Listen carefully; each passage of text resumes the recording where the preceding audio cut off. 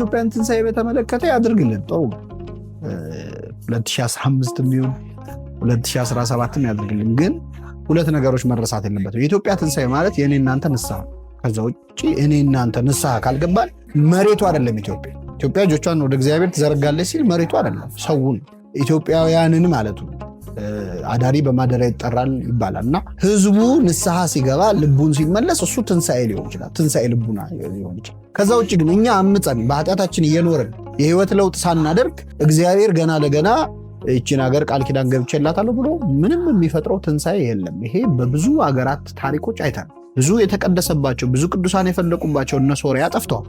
ብዙ ቅዱሳት መካናት እነ ቅዱስ ዮሐንስ አፈወርቅ ያስተማሩባቸው መቅደሶች ጠፍተዋል። ለሌሎች ያልተደረገ ለእኛ የሚደረግ አምፀን ማለት አምፀን ንስሐ ሳንገባ የሚደረግ ምንም አይነት ነገር አለ ማለት ከመጽሐፍ ቅዱስ ጋር መጋጨት ነው።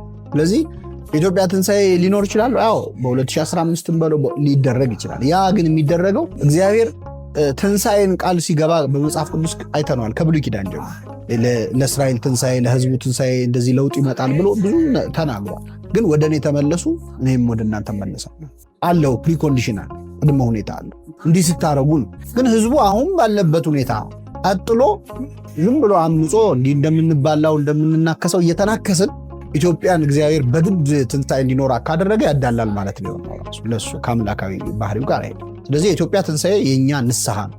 ሁለተኛው ግን ምድር ላይ ኢትዮጵያን ይሄ ገነታዊ ህይወትን ቃል አይገባም ክርስትና። እዚህ ምድር ላይ ሰላም ፍቅር ይኖራል ምናምን ምንም ችግር አይኖርም እንደዚህ ጥጋብ ነው ምናምን የሚል አይነት ትምህርት የለውም ክርስትና።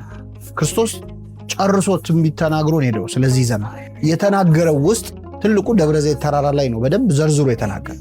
ህዝብ በህዝብ ላይ መንግስት በመንግስት ላይ ይነሳል፣ ወንድም በወንድሙ ላይ ይጨክናል እንደዚህ የሚሉ አሉ አይደል?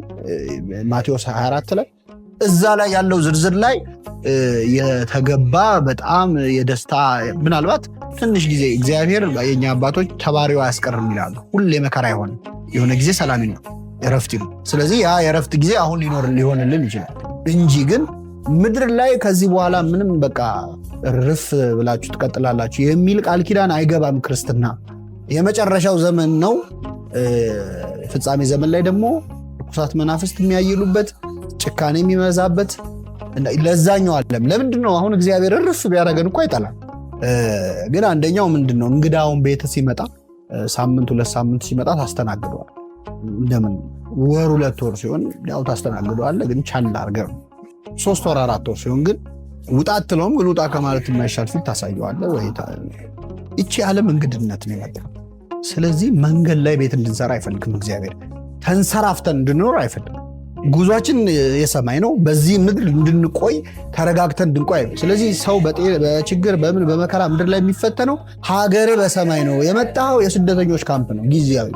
ስለዚህ እዛው ቤት መስራት እንድትጀምር አይፈልግም እግዚአብሔር። ቤት ስለ በቃ ተረጋግቶ ዘላለማዊ ሕይወት በቃ እዚህ ለዘላለም እንደሚኖር ነው። ሰው አንዳንዴ የሚያደርገው ነገር ሰው ሲታይ እዚህ ዘላለም የሚኖር ይመስላል ረስቶት። ስለዚህ በመከራው በማጣቱ በደዌ በጦርነቱ በሙሉ ያኛውን ዓለም እንድናስታውስ ይኮረኩመናል። ስለዚህ መጽሐፍ ቅዱስ እንዲህ አይነት ቃል አይገባም። ተወሰነ ጊዜ ግን ሊኖር ይችላል። 10 ዓመትም 20 ዓመትም 30 ዓመትም 100 ዓመትም ሰላም ሊገኝ ይችላል። ለኛ ብዙ ቢመስለንም 100 ዓመት ለእግዚአብሔር ጥቂት ደቂቃዎች ስለሆነ ጥቂት ደቂቃ አርፍ ይችላል። ያን እድለኛ ከሆነን ያቺ ጥቂት ደቂቃ የኛ ዘመን ላይ ከሆነች ምናልባት አረፍን ሊባል ይችላል። ግን ትልቁ ወደ መጨረሻው ነጥብ የቅድሙን ነጥብ ልድገመው፣ ንስሐ ነው ትንሣኤ ማለት። ትንሣኤ ልቡና ነው ንስሐ። እና አገር ኢትዮጵያ ትንሣኤ አላት ወይ ካልክ ንስሐ አባት ይዛል ወይ ነው የምልህ። በቃ ኢትዮጵያ እንድትለወጥ ከሆነ ያንተ ህይወት ሲለወጥ ነው ኢትዮጵያ የምትለወጠው።